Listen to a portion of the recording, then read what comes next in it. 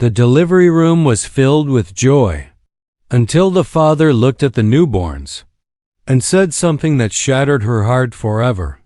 "Only the white one is mine," he said, backing away in shock.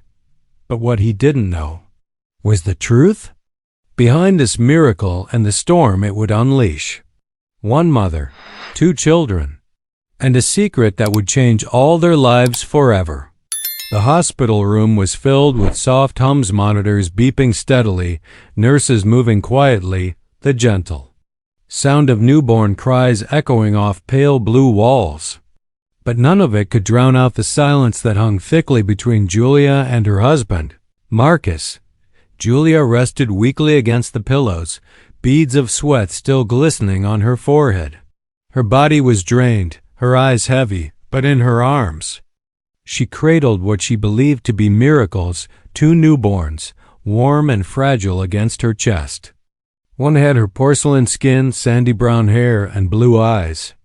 The other had tighter curls, deeper brown skin, and darker eyes that blinked up at her with curiosity even so soon after birth. They were twins, born minutes apart, yet as different as night and day. Across the room, Marcus stood frozen. His dark eyes darted from one baby to the other. His hands, clenched into fists at his sides, trembled. Julia could see the confusion turning into disbelief, then into something far worse, anger. He took a hesitant step forward. "Julia," his voice cracked like glass under pressure. "What is this?" She opened her mouth to speak, but nothing came. Her lips trembled. This was the moment she had dreaded for months. The moment where love and truth would collide. I don't know how to explain this," she finally whispered, tears already welling in her eyes. Marcus moved closer and gently touched the pale baby's head. "She looks like us," he murmured, eyes softening for a moment. Then he glanced at the other twin. His jaw tightened. "But him?" Julia felt her heart rip down the middle. "This doesn't make sense," Marcus said, backing away. "They're twins, but he looks nothing like me. Or you." "I didn't know, Marcus," she said, voice shaking. "I swear, I didn't know until the second trimester. Even the doctors didn't expect it." He raised his voice slightly, frustration laced into every word. "Don't tell me the doctors didn't expect you to have twins. That's not the issue here, Julia." She swallowed hard, holding both babies closer, as if shielding them from the judgment in the room. "It's something called heteropaternal suprafecundation," she said, the term foreign and clinical on her tongue. "It's rare, extremely rare. But it's possible when a woman ovulates two eggs," and Marcus stepped back again, a look of realization dawning. "Are you saying you were with someone else?" Her silence was the only answer he needed. He ran a hand through his hair and laughed bitterly. "Unbelievable. Just unbelievable." Julia blinked rapidly, the tears finally spilling. "We were on a break, Marcus. You left. You said you needed space. You moved out for nearly a month. I didn't even think you'd come back. And while I was trying to fix things," he spat, "you were with someone else?" She could barely speak. The pain in his voice mirrored the guilt in her heart. "It was only once. I thought we were done. I never expected to get pregnant. And when I found out, I thought both babies were yours. I hoped." Marcus shook his head slowly. "Hope doesn't make a baby mine, Julia." Silence returned, heavy and suffocating. Walked over to the window, facing away from her. "Whose baby is he?" She looked down at the baby boy in her arms, now peacefully asleep. "His name is Noah. He's still your son in every way that matters." "No, Julia, don't do that. Don't ask me to pretend. I'm not asking you to pretend," she cried, voice cracking. "I'm asking you to see what I see. Two children who didn't ask to be born into this. Two children who only need love." He turned back to her, his face twisted with emotion. "How can I be a father to a child who reminds me of betrayal? Every time I look at him, he's not a betrayal, she whispered, rocking both babies gently. He's a child. A baby. He didn't choose this. Marcus's face softened for just a moment, but then his expression hardened again. The girl Emma, she's mine. That much is clear. I'll raise her. But the boy. He paused, as if saying it out loud would make it real. He's not my responsibility. Julia felt her heart collapse. The pain of labor was nothing compared to this. I understand your anger, she said, quietly, but please don't make a decision you'll regret. They need each other.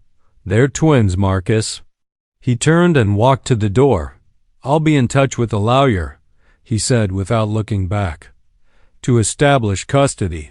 For my daughter. And with that, he left out. The door clicked softly behind him. Julia didn't scream. She didn't beg him to stay. She simply sat in stunned silence, her arms full and her soul empty.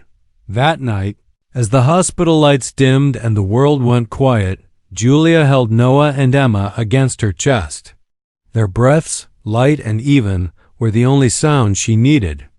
Don't know how I'll do this, she whispered into the night. But I will. I promise you both, I will. The journey ahead would be hard. It would be lonely, but it would also be full of love.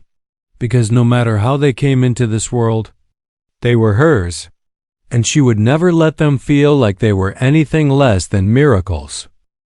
It had been 6 days since Marcus walked out of the hospital room. 6 days since. Julia had heard the words that still echoed like a broken bell in her ears. Only the white one is mine. In that short time, the world had spun on, oblivious, to the fracture that had split her life wide open.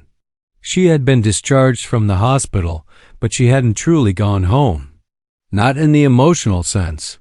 Home now felt like foreign territory, a place filled with baby supplies Marcus had once helped pick out, nursery walls they painted together, and photos that smiled with lies.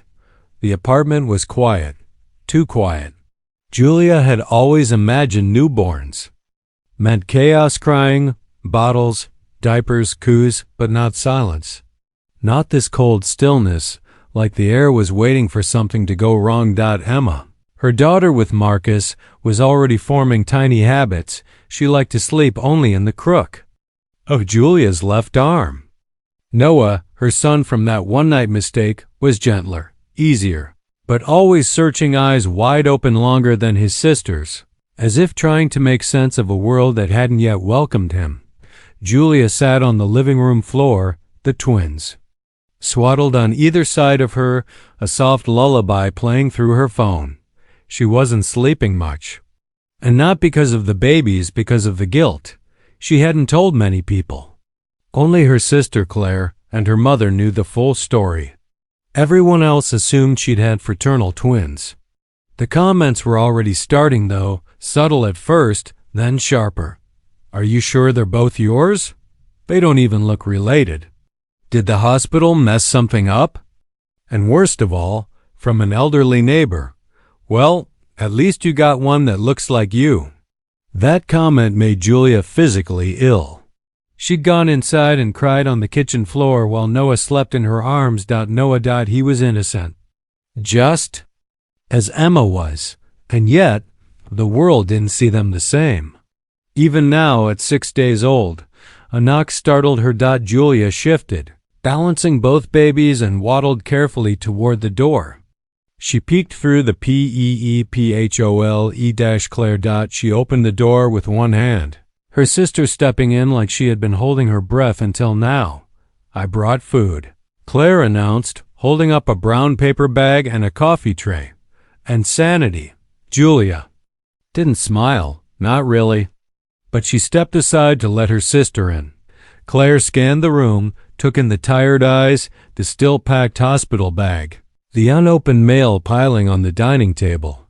Then her gaze fell on the twins. Oh, she said, her voice softening. They're beautiful, Jules, both of them. Julia exhaled finally. Just hearing that without conditions or caveats, felt like a miracle. Claire set down the food and walked over to Noah, gently brushing the curl away from his forehead. "He looks like David," Julia nodded, her eyes suddenly glassy. "I haven't told him. I don't even have his number anymore. It was just that one night. I didn't think." "You don't have to explain it again," Claire said, sitting beside her. "You made a mistake. But you're not running away from it. That matters." Julia crumpled into her sister's shoulder. "Marcus is filing for custody of Emma only. He doesn't want anything to do with Noah." Claire's expression darkened. "He's a coward." "No, he's hurt," Julia replied softly, "and I caused it. I just didn't think the consequences would feel like losing everything." "You didn't lose everything," Claire said, her tone suddenly firm. "You're raising two beautiful children, and they don't need anyone who only loves half of them." Later that evening, Julia opened her laptop for the first time since giving birth. Emails flooded her inbox, congratulatory messages, baby brands promoting Twins Month, a few from her work team, and one unexpected subject line: "Subject: urgent inquiry regarding your story, local news. Feature opportunity." She clicked it with hesitation. "Dear Ms. Taylor, my name is Tasha Reynolds, a freelance writer for the Daily Voice. A medical professional mentioned your case without personal details, and I followed up independently. I understand the sensitive nature of what happened during your birth. Heteropaternal superfecundation is extremely rare, and your courage in facing it is something others may draw strength from. I would love to discuss the possibility of sharing your story with your permission, anonymously or otherwise. This could inspire women who are navigating parenthood alone or those facing stigma. Respectfully, Tasha R. Julia stared at the message, hands hovering over the keyboard. Was it brave to tell the world or reckless? She didn't reply right away, but something in her stirred. Maybe sharing it could help someone else.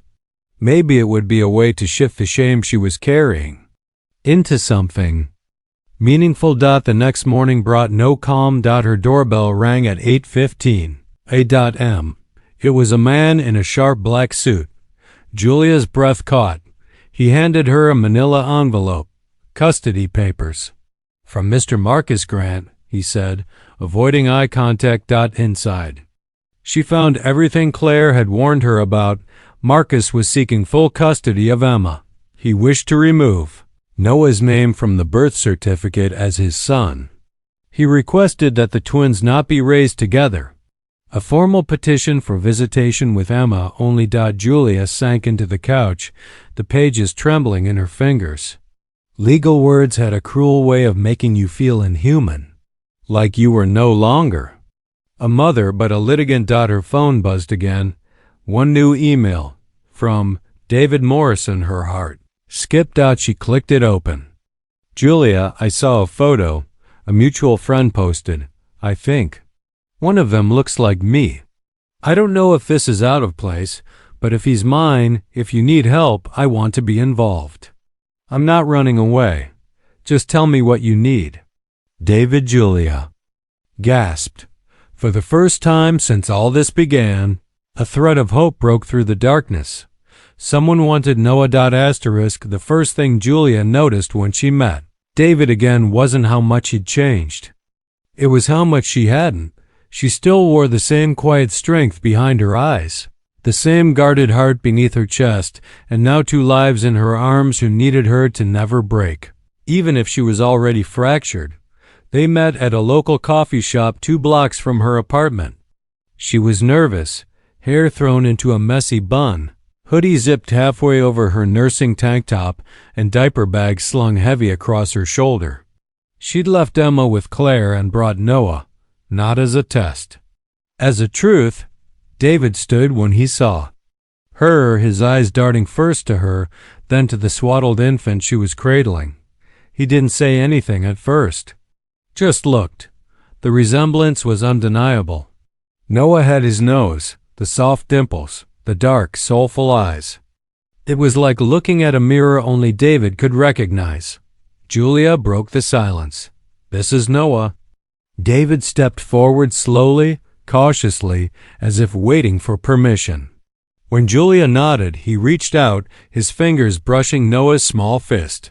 "I missed everything," he whispered. "And I know I don't deserve to just show up like this, but I want to try." Julia's eyes brimmed, but she didn't let the tears fall. "Not here. I didn't expect you to care. It was just one night, a mistake. I thought I could bury it," he nodded, gaze never leaving the child. "Sometimes mistakes bring us to the truth." For the first time since Noah was born, Julia didn't feel completely alone. Later that night, when both babies were asleep, Emma curled into her white rabbit blanket, Noah twitching in his crib. Julia sat down with her laptop. Her fingers hovered over the keys. The news feature request still sat unread, still unanswered. She clicked reply. "Dear Tasha, I'm ready to talk. I only ask that you tell the story with care, not for me, but for my children." Sincerely, Julia was a risk. She knew people would judge. She also knew someone out there, some other mother, some scared woman hiding behind shame needed to know that motherhood didn't come with guarantees or perfection. Only perseverance. Within 48 hours, the article went live. One womb, two fathers. A mother's unthinkable journey through love, betrayal, and a miracle. Julia read it 3 times before she could breathe normally again. Tasha had honored her story, sharing the science behind heteropaternal superfecundation, but also capturing the humanity, the pain, the resilience. And the internet responded. The comments poured in. "This happens more than people realize. She's brave for stepping up. I hope both those babies grow up knowing they were chosen, not abandoned. Men like her husband shouldn't get to pick favorites. You don't love children conditionally." Of course, not all were kind. Some called her a cheater, a liar. Others questioned whether she should even have custody. But Julia ignored them. Because for every cruel voice, there were 3 more filled with empathy and one even more unexpected. Marcus. He sent a message 2 days after the article posted. "I read it. I didn't expect to cry, but I did. I still don't know what to feel, but I'm sorry for walking away the way I did. I just couldn't see past the betrayal. I'll continue with the custody hearing, but maybe I need to talk to someone. A counselor, a father. Maybe I need to understand why a child who shares half your DNA can still feel like a stranger and how that's my problem to solve. I'm not ready to co-parent both. But I won't stop Emma from knowing her brother." Marcus. Julia didn't know what to think. But for the first time in weeks, her heart didn't feel so heavy. Maybe healing wasn't perfect. Maybe it was messy and uneven. But it was possible. David stepped up, quietly but fully. He came to every checkup, learned how to swaddle, how to change diapers one-handed, how to read Noah's cries apart from Emma's. But he never tried to erase Marcus, never. Tried to replace. Just showed up. One night, as the twins lay side by side on the playmat, David looked at Julia and asked, "Can I sign his birth certificate?" Julia stared. The papers were still unsigned, still sitting in her drawer. Marcus had formally requested his name be removed from Noah's file. The space under father had been blank ever since. "I want him to know," David said gently, "that someone chose to be his father. Not out of obligation, but out of love." Julia didn't answer right away. But when she went to bed that night, she moved the papers onto her desk. Weeks turned to months. The court hearing with Marcus was tense but civil. He was granted partial custody of Emma with supervised transition periods. Julia agreed. She didn't want to keep Emma from her father, but she wouldn't allow favoritism to shape her daughter's identity. Emma and Noah are a package. She told the court-appointed mediator, even if they have different dads, they share the same mother. They'll grow up as siblings, period. The judge nodded. And the court supports that. Afterward, in the hallway, Marcus stopped her. You're stronger than I gave you credit for, he said. Julia gave a sad smile. I had to be. The local story gained national attention. Invitations came in talk shows, podcasts, parenting blogs. Julia declined most. She didn't want to be famous. She wanted to be present, but she accepted one request.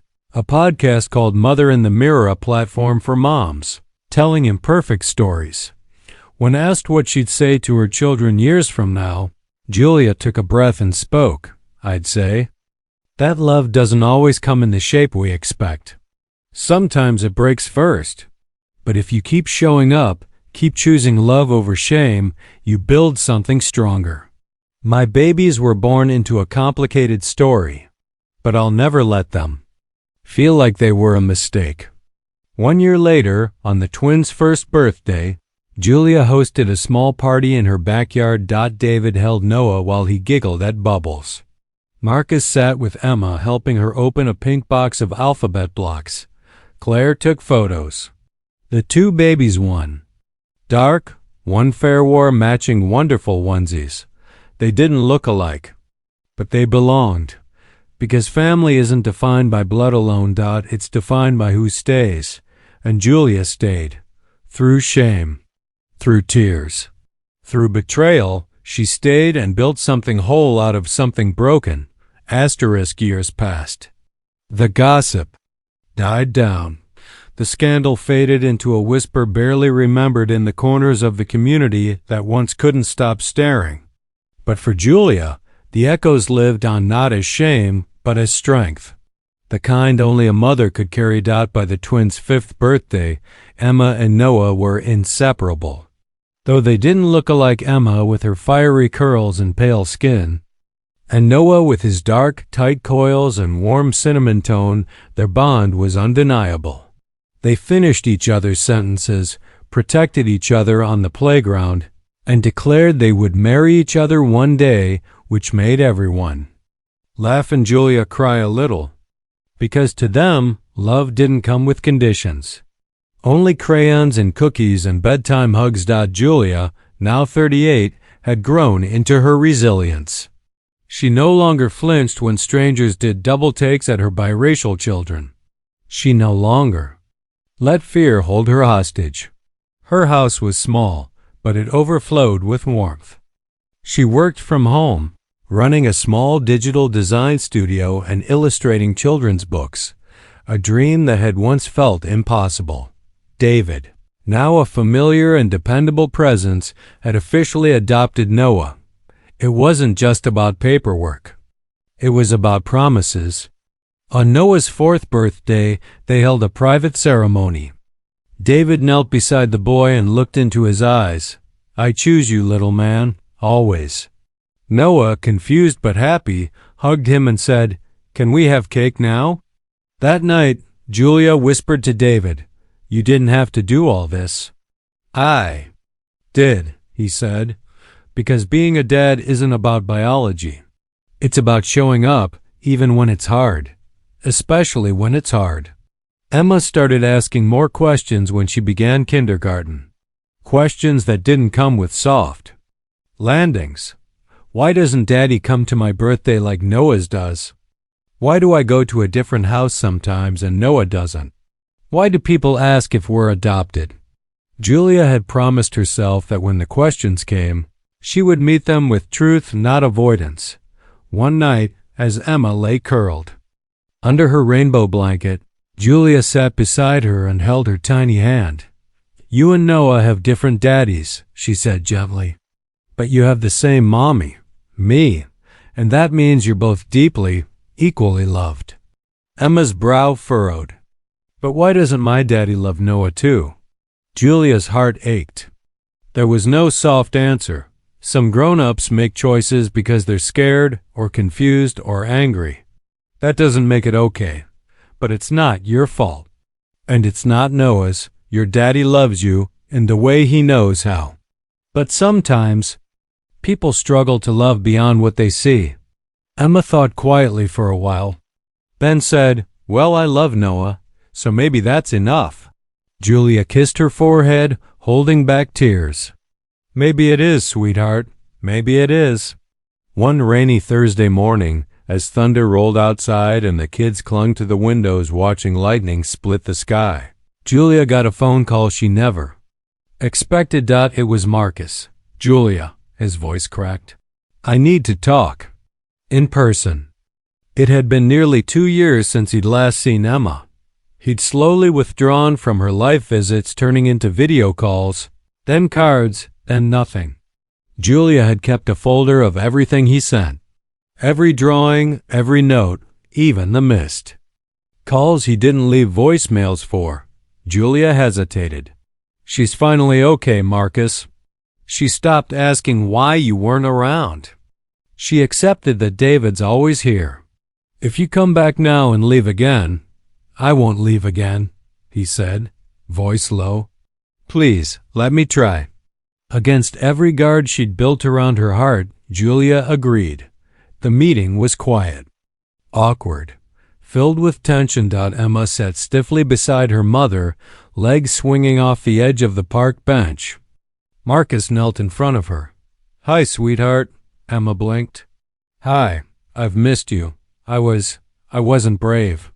I thought staying away would protect you, but I was wrong, and I'm sorry." Emma tilted her head. "Are you my real daddy?" "Marcus's." Eyes welled up. "Yes, and I'm sorry I didn't act like one." Julia watched, holding her breath. Emma's small hand reached out, touching his cheek. "I think I remember your voice." Marcus smiled through tears. "Can we start over?" "Maybe slowly?" She nodded. "Okay, but Noah comes too." Marcus paused. "Yes, both of you." From that day, Marcus became a quiet but steady part of their world. He came to soccer games, brought books he read as a child, and most importantly, never made Emma choose between him and David. One Saturday afternoon, the two men found themselves watching the twins from the sidelines of the local park. David broke the silence. "You don't owe me anything, but thank you for coming back." Marcus nodded. "I've missed years I can't get back, but I won't miss more." They stood side by side, two fathers, two children, one family forged in the fires of heartbreak, but tempered in grace. By the twins' 7th birthday, the house overflowed with friends and laughter. Julia stood in the kitchen, frosting cupcakes while David grilled in the backyard. Marcus had brought balloons and was helping set up the bouncy castle. Claire decorated the fence with colorful signs that read, "One family, double the love." Noah and Emma raced through the garden, laughing in a way that only children can, without fear, without past, without limits. Two souls born of different bloodlines, but raised by one heart. Julia paused, hands dusted in flour, watching them through the window. This wasn't the life she planned. It was better, because it was real, because it was earned. And because, in the end, love that survives the storm isn't fragile. It's fearless.